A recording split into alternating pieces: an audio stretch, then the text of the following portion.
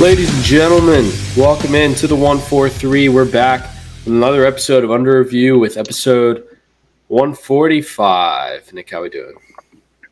It was a great week because we did not have to watch the Cowboys lose. It was nice. Only because they weren't playing. Not because they won a game, but they weren't playing, so we got to, ease up a little bit and actually relax and enjoy some football. Yeah, there were some good games, and I think at this point in the season, you're starting to be able to tell who the contenders are and who the pretenders are. We just see a lot of these bad teams that we just know are going to stay bad for the rest of the season. And so we're here today to talk about the teams that are relevant and the games that we decide were relevant. So we'll start you off with the stat of the week, brought to you by our sponsor, Angels Logistics. Actually, not about football. This upcoming World Series between the Dodgers and the Yankees will be the 12th time that these two teams have faced each other in the World Series. Is the most common matchup in World Series history because 12 times is the most two teams have faced each other, the same two teams. And so obviously the MLB is super pumped that both of their biggest markets are in the World Series and that their golden boy Shohei Ohtani has made it to the World Series because he's so good. Oh, no, actually, he just went to like one of the best teams in baseball. So that's just kind of, LeBron James to the Heat type of move where it's just like, okay, cool. Like, you didn't really do anything. You just went to a good team.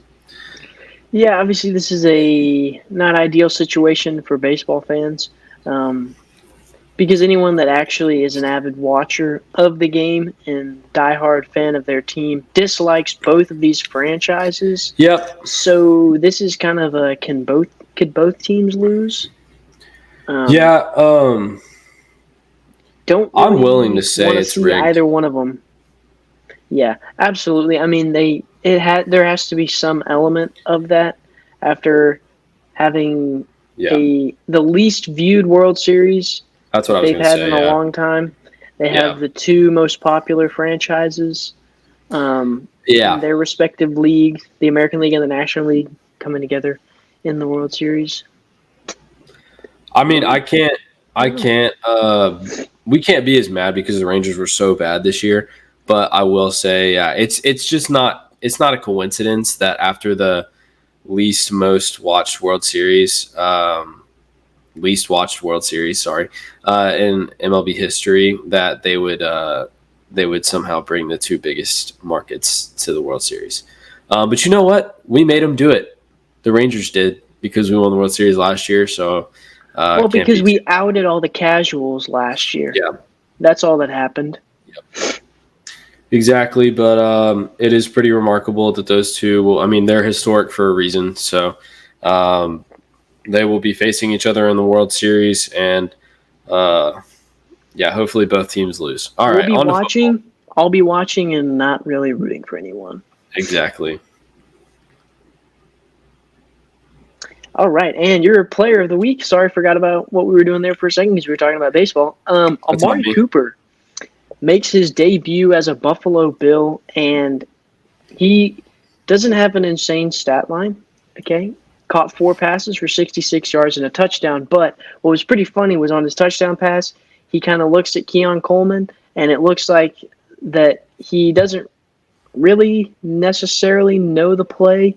And Keon Coleman kind of motions to him what he needs to do, and then they snap the ball, and he runs up the seam, and he catches a touchdown. Now, in an interview after the game, Keon Coleman says, "No, I wasn't telling him to play. We were just communicating, but I think he might have been covering there for his boy and not trying to make him look dumb." But it created a pretty funny scenario during the game, but huge for Amari Cooper as he is being put into an offense where his talents are going to be utilized, and he was a productive weapon in his debut. Game wasn't really exciting. They were playing the Titans, who are awful, but it was nice to see Amari finally on a good team again with some hopefully contending hopes in the future. All right, Texans-Packers. That was a big game.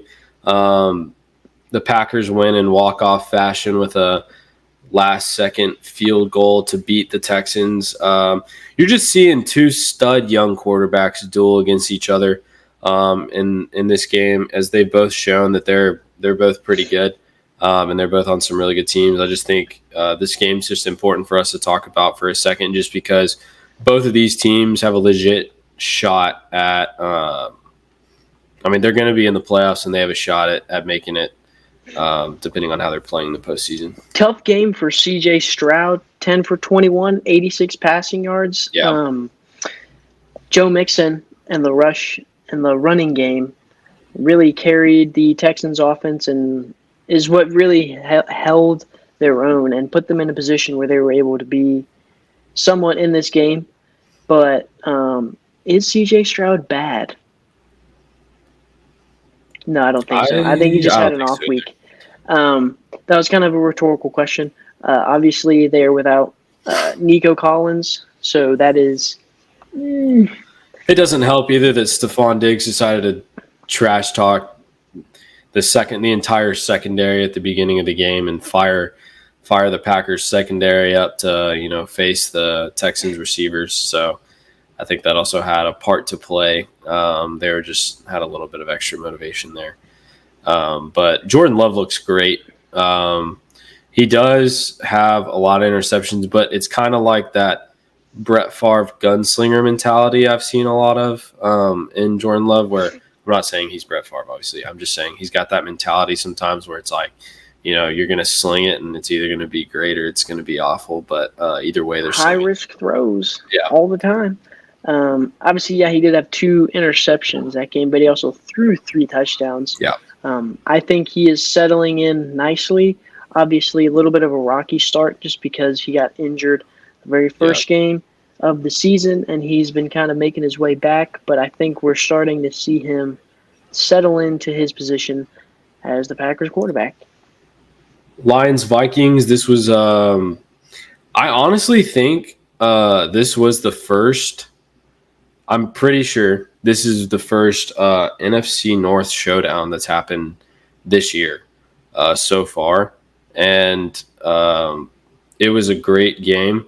Vikings fell to the Lions as they lose their first game of the season, and the Lions take control of the NFC North for now. It was really up or down. The Lions had 11-point leads at 2 different times during the game, but the Vikings clawed their way back and actually had the lead towards the end of the game. Then the Lions kicked a pretty much last-minute field goal to go up 31-29 and eventually win the game. But honestly, right now, even though they're missing Aiden Hutchinson, the Lions are looking pretty scary. I think that they're a lot of people's favorites to win the NFC this year. Yeah, David Montgomery missed a little bit of that game, but Jahmyr Gibbs had a great game, ran for over 100 yards, and he had 2 touchdowns. Yep. Jared Goff is looking good. He is putting up numbers for an MVP case season as he threw 2 more touchdowns and almost 300 yards. Amon-Ra St. Brown looking good as usual. He had been kind of underutilized at the very beginning of the season, but now we're starting to see him kind of start to come out a little bit and do what he does. The Vikings still look good. Yeah, they did. Obviously, their defense is good. Their defense is really good. They're playing a Super Bowl contending Lions team, so there's no shame in the way they went out. Justin Jefferson and Aaron Jones both had productive days. Sam Darnold still looked decent. It's good to see him getting some success, as we have seen him, as we've said multiple times on this show, just getting hammered when he was on the Panthers, when he was on the Jets. Didn't get any playing time for the 49ers, but we're big Sam Darnold supporters. Now that he's been given keys to the kingdom, he is repping for the city of Minneapolis.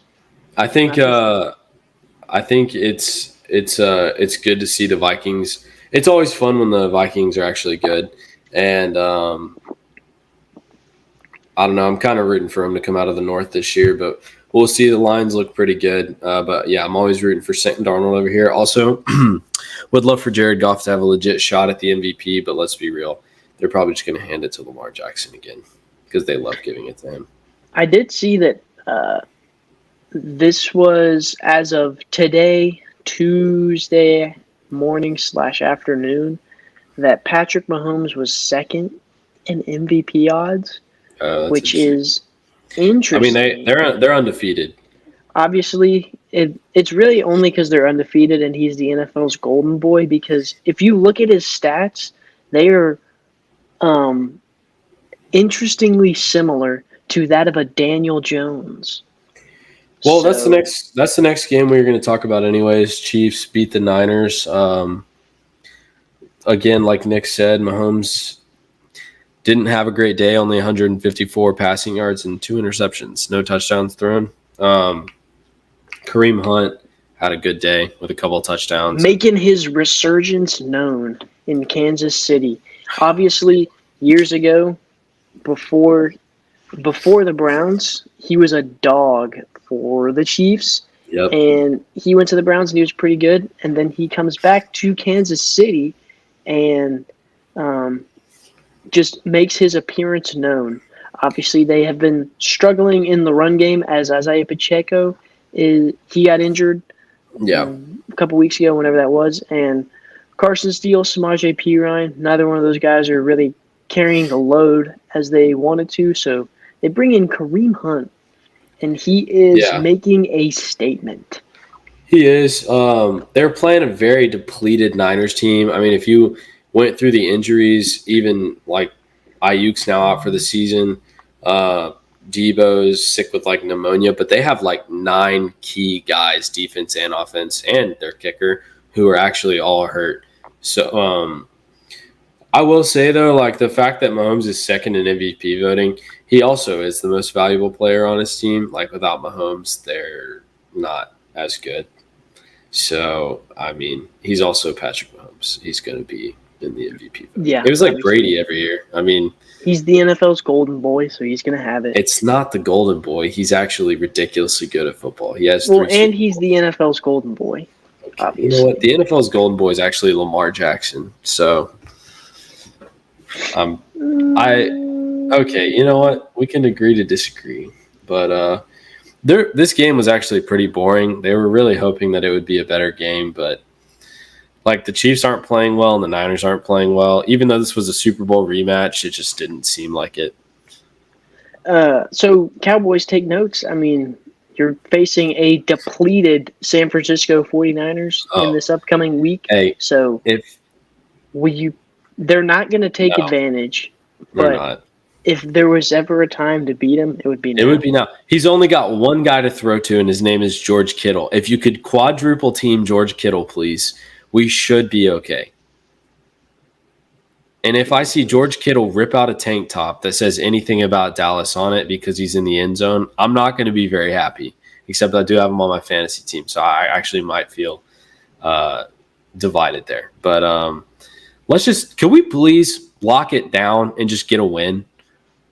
Okay, honestly, this is our kryptonite. So if we could beat the Niners, even though they're depleted, it would make me feel a little bit better. This is who we lose to on a consistent basis. So that's what, obviously, I feel like other teams would be hopeful going into this week as they're facing an injury-ridden San Francisco 49ers team, but we have always struggled with them, so that's kind of a problem.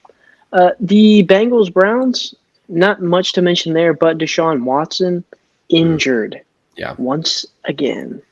He's out for the season with an Achilles injury. The interesting thing about this is the fans were cheering as he was being carted off of the field. You don't see that very often. We don't condone that type of behavior here at Under Review, but it is interesting to see the reaction that Cleveland has to their star quarterback who is getting paid a ton of money. Nick, let me tell you how much he's getting for the next 2 years. Not this year, but the next year and the year after that. This is all guaranteed, no kickers. $72.9 million each year. That's close to $150 million. Guaranteed. No strings attached. He gets that money no matter what.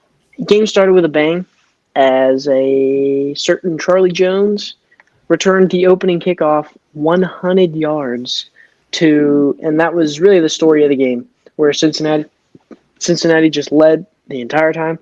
never gave it up. Obviously, Deshaun Watson gets injured. But, yeah, I'm sure they were missing Joe Flacco whenever they had to, Exactly. scamper out Jameis Winston.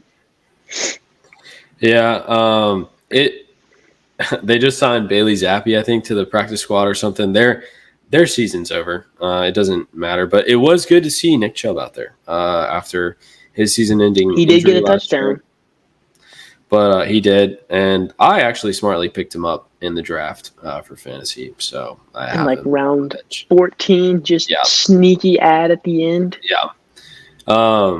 But yeah, so Jets Steelers on Sunday night. This is the game I kind of wanted to talk about. It was good to see Russ. A lot of people were questioning who you place at quarterback 1, as Russell Wilson was fully healthy. Obviously, it was kind of known that it was his spot to lose, but then Justin Fields has it for the first few weeks, and he played somewhat decent. I mean, he won them 3-2. I think he won them 3 games. 4 games. He won them a fair amount of games. Yeah, and so you keep wondering how long is the job security for each player. The offense really wasn't there while Justin Fields was quarterback. That was another thing. Like, they were winning, but their defense is so good. They keep them in games, and they're barely winning those games. They were winning in spite of their offense. Yes. It was almost like their defense had to get 3 turnovers a game at minimum, or they weren't going to win the game. Because they have a fair amount of weapons offensively. Yeah, they just weren't using Calvin Austin, George Pickens, Pat Freiermuth. Najee Harris is looking a lot better this year. 21 carries, 102 yards, and a touchdown. He is looking better this year. His stats have been way better than what we've seen in the past.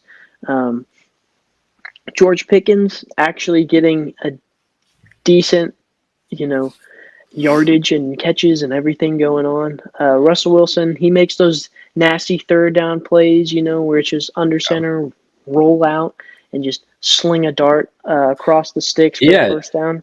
He had some moon shots, as Chris Collinsworth called it, where he chucked the ball down the field, and that actually kept working out for him.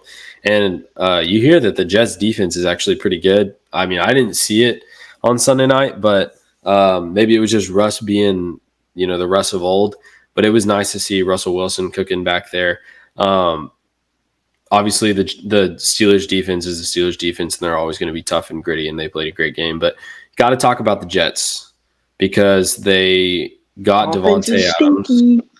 Yeah, they landed Devontae. The big thing, Devontae got like 9 targets and only caught 3 for 30 yards. It seems like him and Aaron Rodgers have some catching up to do.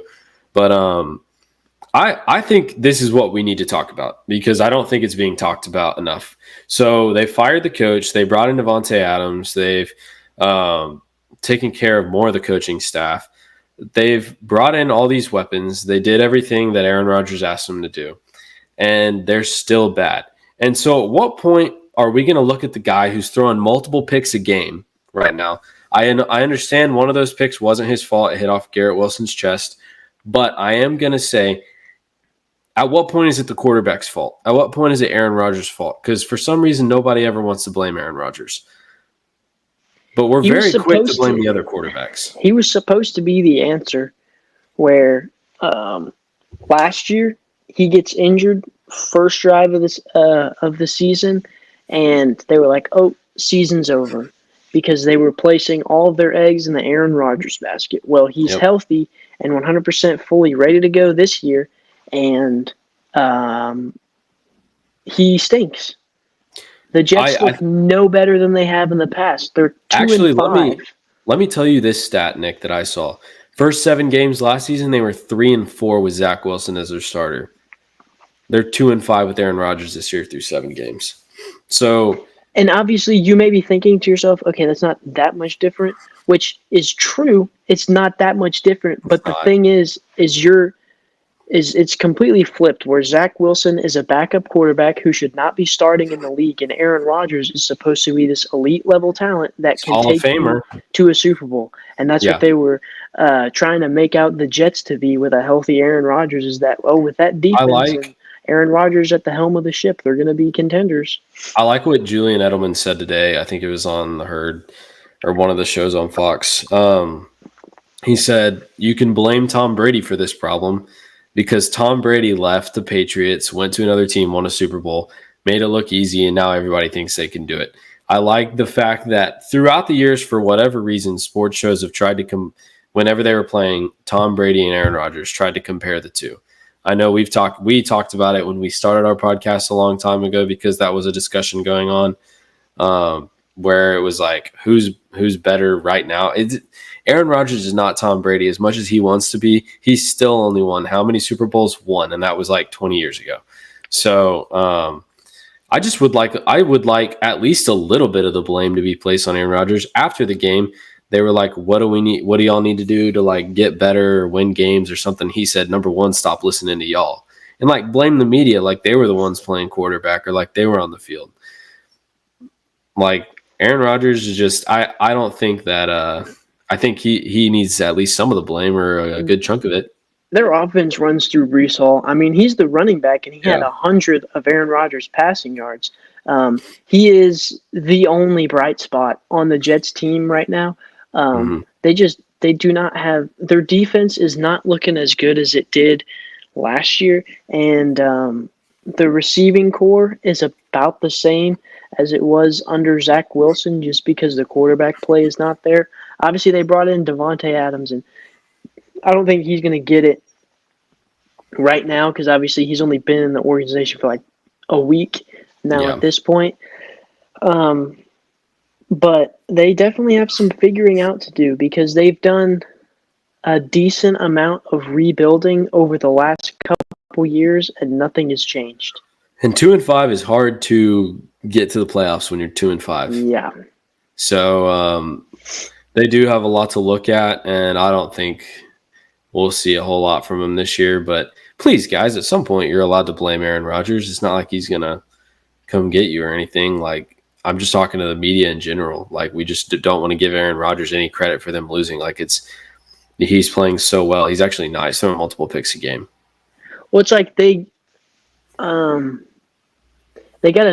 this is just over like the last 2 or 3 years. They have drafted stud level offensive talent in a receiver and a running back. They went out and got Davante Adams, which obviously they got Allen Lazard too for Aaron. They got Allen Lazard. Their defense has become absolutely nasty. They got rid of their head coach. They got rid of an offensive coordinator. Like I said, this is within the last 2 or 3 years. So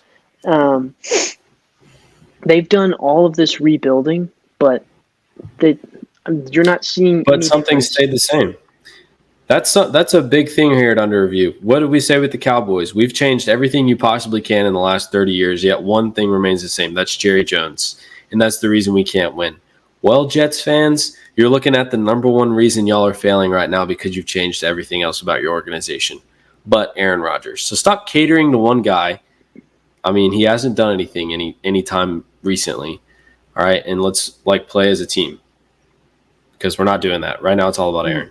They need to go out and get a quarterback or something. They do. Get somebody young who they can put the franchise on and, let him grind it out for a couple years and just be the guy. Because what they're doing right now is not working.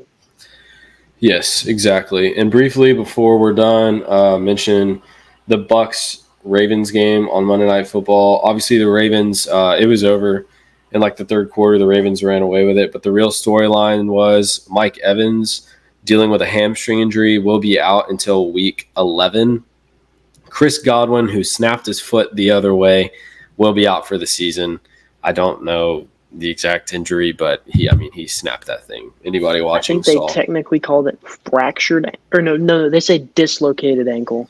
Yeah, but dislocated is... Yeah. Obviously, hope he gets better soon.